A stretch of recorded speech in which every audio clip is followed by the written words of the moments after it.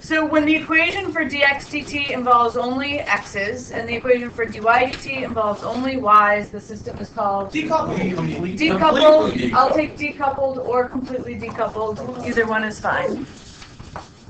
I got 5 out of 4 on Look voice. at this. Utilization space.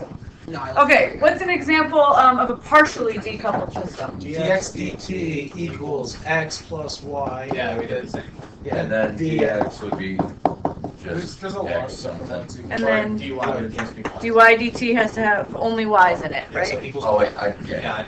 One or the other, right? It doesn't matter which one. Either the dy dt or the dx dt equation has to have only y's or only x's. Yeah. There could be a case. Yes, there can be a case. false. Case center. True or false, this system is partially decoupled. False. 4. Okay. 4. Why do you do 4? 4. Alright, so let me show our schedule up here. Today is our last lesson that's going to be on the first test. So test 1 is coming up on Friday. You have a quiz due today. Many of you already handed it in. If you didn't hand it in already, hand it in before you leave. We'll do our last lesson today. Wednesday we have a review class. And then Friday is test 1. It's going to cover all of chapters 1 and 2. You have a study guide at the back of your packet. And you are allowed to bring 1 page of notes with you, front and back, whatever you want on it. You can use whatever graphing calculator you have, because a fancy graphing calculator won't help you. Yes. Yeah, so we're not going to, I know this is probably like self-explanatory, but we're not going to use Euler's method on the last one for analysis. 2.5, I think it is in the chapter. Oh, Euler's method for systems? Yes. We actually did it a couple days ago. Okay. Yeah, I did it. I didn't do a special lesson on it, but you did use Euler's method to solve a system when we did 2.1, I think. Okay.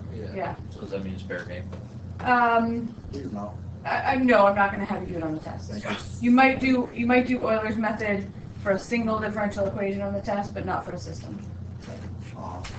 But just so you know, we did talk about it. You did do it in an activity.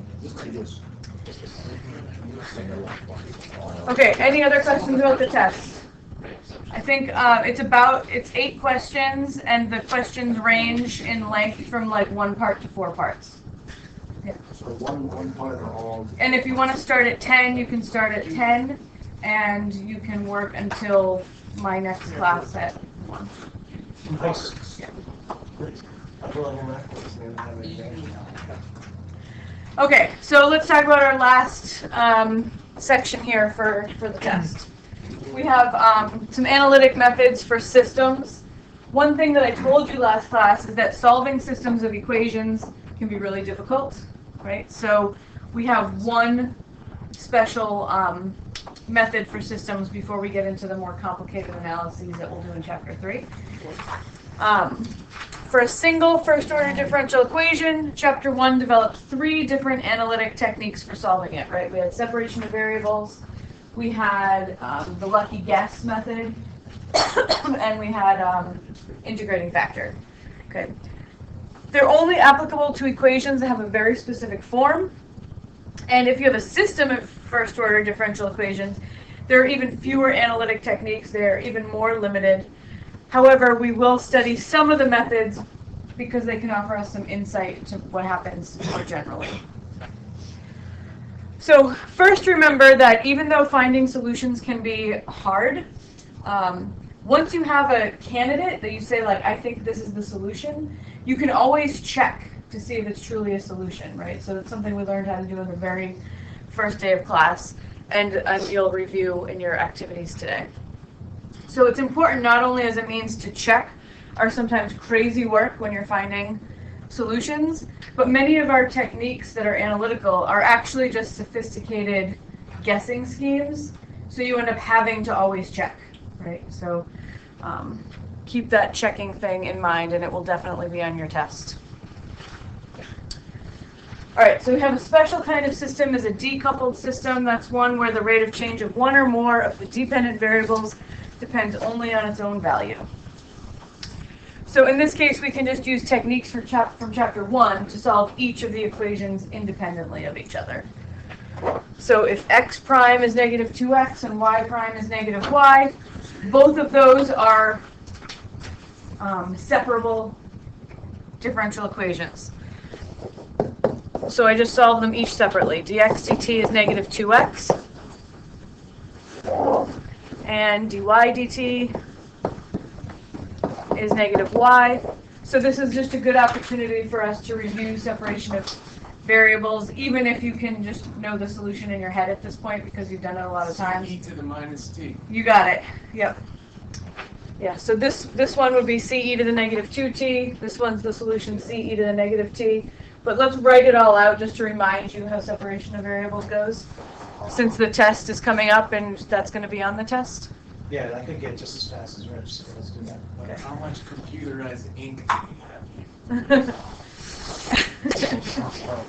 All right, so separation of variables, you want to get all your x's, including your dx, on one side, all your t's, including your dt's, on the other side. So if I manipulate this thing, I'm going to have 1 over x dx equals negative 2 dt. And the negative 2 can go on either side. I just put it on the less complicated side so that I don't have to think about it as much. All right, so the whole point of that is that now I can put an integral sign on both sides, integrate them both. Okay, so what is the antiderivative of 1 over x? ln of x. And the antiderivative of negative 2 is negative 2t plus c. Technically, both sides have a plus c, but I'm kind of squishing them onto one side because they're both arbitrary constants, so just put it on one side. All right, to get x by itself here, e to both sides. So e to the ln of x, let's see, I'll write this out. So e to the ln of x is just x. And this becomes e to the negative 2t plus c. But I'm going to use a common rule of exponents backwards, right? Yeah, so this actually becomes e to the negative 2t times e to the c, because when you have like bases, you would add the exponents. So when I have added exponents, I can rewrite it as the product of like bases. But e to the c is just another arbitrary constant, so I can write my final solution, x of t is c e to the negative 2t.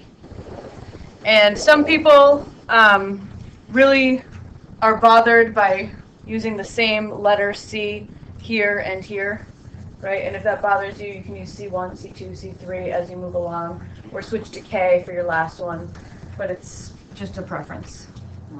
I don't mind if you use the same c all the way along. So everybody remembers how to do separation of variables now? So our other one's gonna, the solution's gonna be almost exactly the same, and we're gonna end up with y of t is c e to the negative t.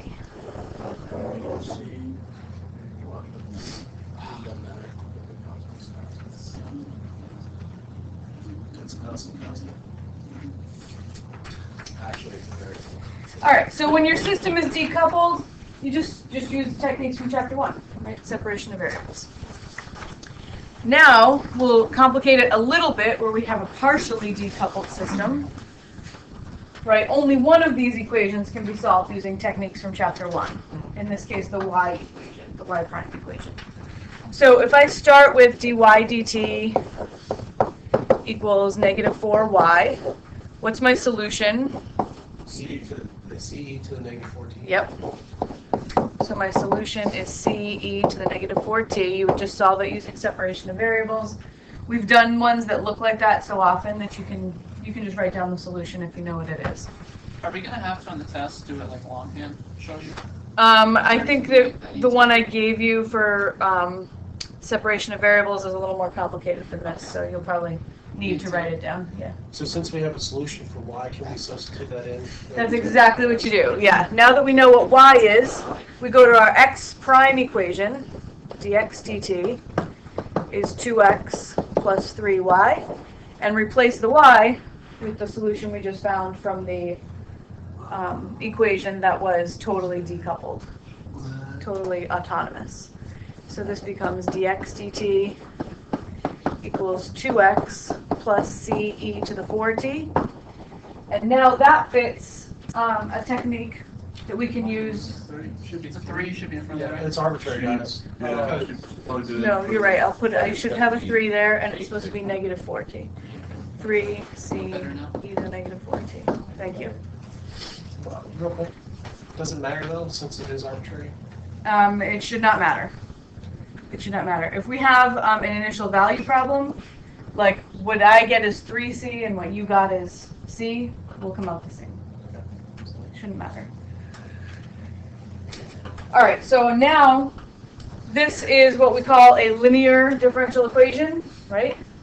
And it's got an x part and then just some stuff with x's and some stuff with t's. Oh, yes. So we can either use lucky guess or integrating factor to solve dx dt now. I'm using integrating That was factors. so possible. Integrating factor? Yeah. All right. Yeah. I don't know. Yeah.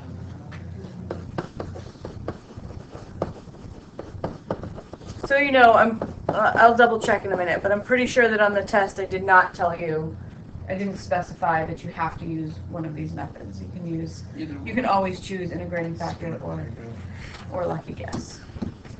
Well, I mean, unless it's something else. Okay, so integrating factor starts by calculating mu of t, which is e to the integral of what? -2.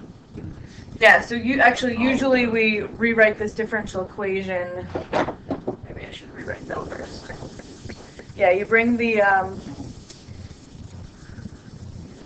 x part over to the other side. So we start by rewriting this as dx dt minus 2x is 3c e to the negative 4t. All right, then you start by calculating mu of t, which is e to the integral of -2 dt. Just use the That's also. It's not always just a coefficient, it's usually a function of t, right? -2 is a function of t. G of t, yeah. So this becomes e to the -2t. Plus C. Yes, it is plus c, but so technically there are infinite integrating factors. We only need one, so you typically choose the easy as a plus c. So I'm going to use 0. Minus 2. Oh, we dropped it. All right, step 2 is to multiply both sides of your differential equation by your mu of t. So I've got e to the -2t times dx dt minus 2x equals e to the -2t times 3c e to the -4t. When I distribute this, I get e to the -2t times dx dt minus 2x e to the -2t.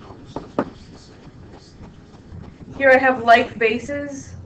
I'm multiplying like bases so I can add the exponents. So I'm going to have 3c e to the -6t. Oh,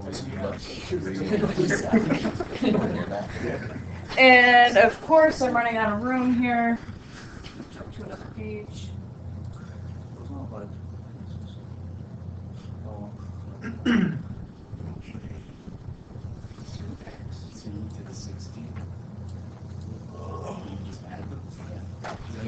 Yep, because the bases are both e. Yep. So when you're multiplying like bases, you can just add exponents. Welcome to math. Okay. So let's look at the left side here. We need to recognize that that is the result of applying the product rule. This is the product. The result of applying the product rule to e to the -2t times x. Good. It's a little funny to visualize. It is, yeah.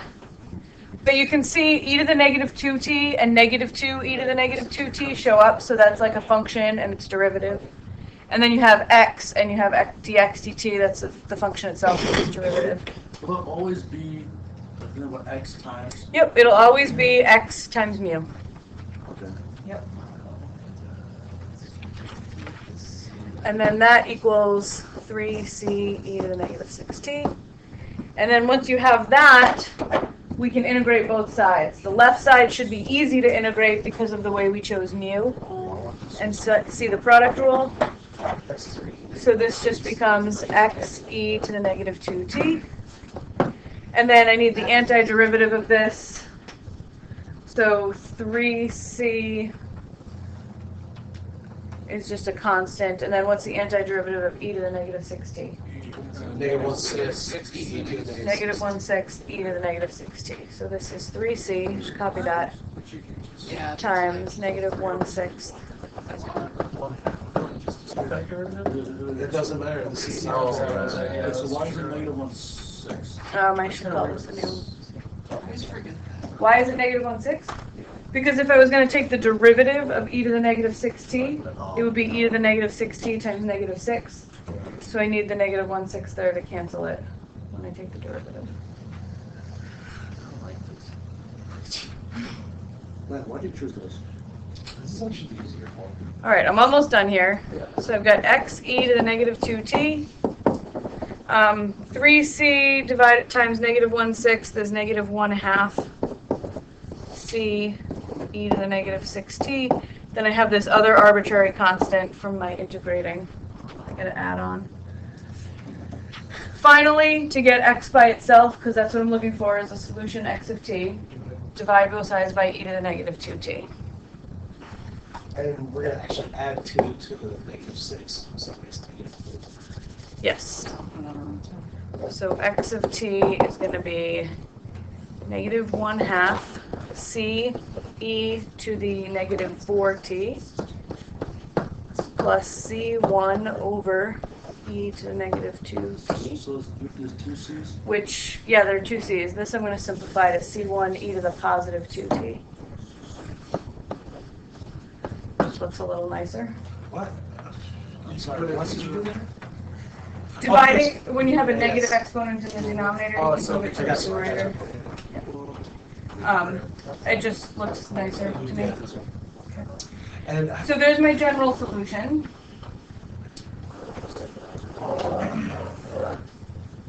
So how do you solve both C's then? So I gotta solve for both c's, which means I must have two initial conditions, right? Yeah. Yeah. So let's see what happens. Oops. Actually, I'll copy this and bring it to the previous page. Quick question here. 1 second.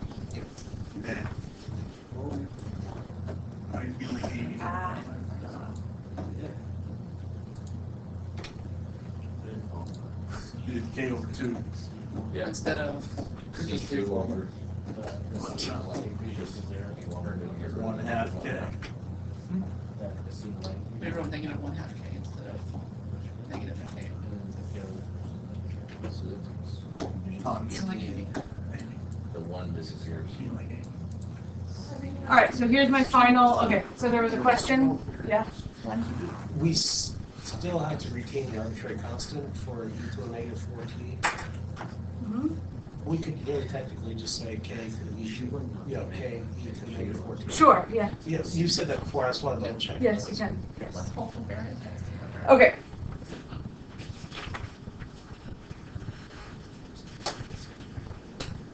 All right, so we have now initial conditions y of 0 and x of 0.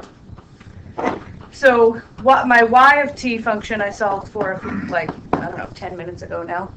And that came out to c e to the negative 4t. C e to the negative 4t. And I'm going to solve for the c by using my initial condition y of 0. So y of 0 turns out to just be c, which is 1 in this case, right? Now the c in my x of t is the same c as in my y of t, right? It's the exact same c. So I got to go over here, I'm going to replace this c with a 1. So x of t ends up being -1/2 e to the -4t plus c1 e to the 2t. So really, there's one arbitrary constant in each equation. It's just that I didn't know what c was yet when I plugged into the x equation. So is that why you kept C separate? That's why I kept c, why I copied it as 3c and didn't make it a k. So if you kept it as. So You would have had, you just had to backtrack a little bit to figure out what your k would have to be. Yeah.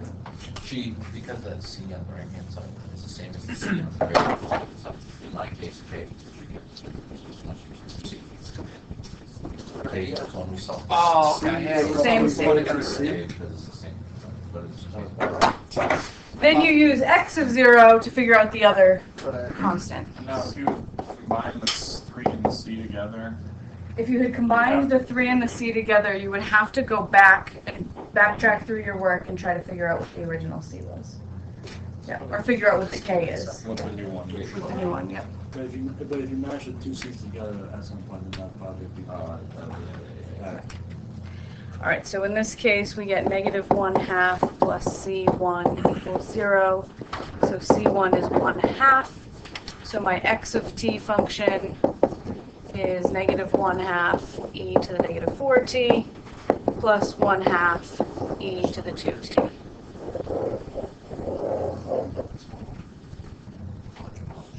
And then you can combine. So yeah, oh sorry, that was, yeah, that's x. So we now have solutions for y of t, which is e to the -4t. Two solutions, a y of t and an x of t. But you can take out the whole half and then add the exponents on each sheet. No, you can only, the adding exponents only works when you're multiplying. Yeah. So these aren't like terms. You could factor out a 1/2, but not really. Right. And just to I got my note sheet. just as a little preview, we're going to start using more and more vector notation and matrix notation. So very frequently, instead of writing this as two separate equations, right, you might write y with a bold that encompasses both x and y, right? So y of t is actually x of t, y of t. Oh, So this is just vector notation. If you took linear, this should look pretty familiar. And then we're going to write our solution in a vector. So our x of t solution is -1/2 e to the -4t plus 1/2 e to the 2t. So you don't use the. And then y of t is e to the -4t. Is that make it different if you make the vector y of t or x of t? No. You mean this guy at the very beginning? Yeah. It's conventionally y, but you could do either. Yeah. You could do like P or like. Yep, you can call it whatever. So, will we be able to solve this using a matrix with this with the coefficients? Yes, we're going to be using matrices to solve systems of linear equations very soon. So it'd be 0.5, 0.5, 0.0. No, because this isn't linear right now. Yeah. Yeah. Yeah. And that's the solution. If I was going to use a matrix to solve this, I would start with my original system. Right. The matrix I would be looking at would be 2, 3, 0, -4. Yep. So then we're reduced to echelon form. And, Well, you'll see. You'll see. yeah, second form.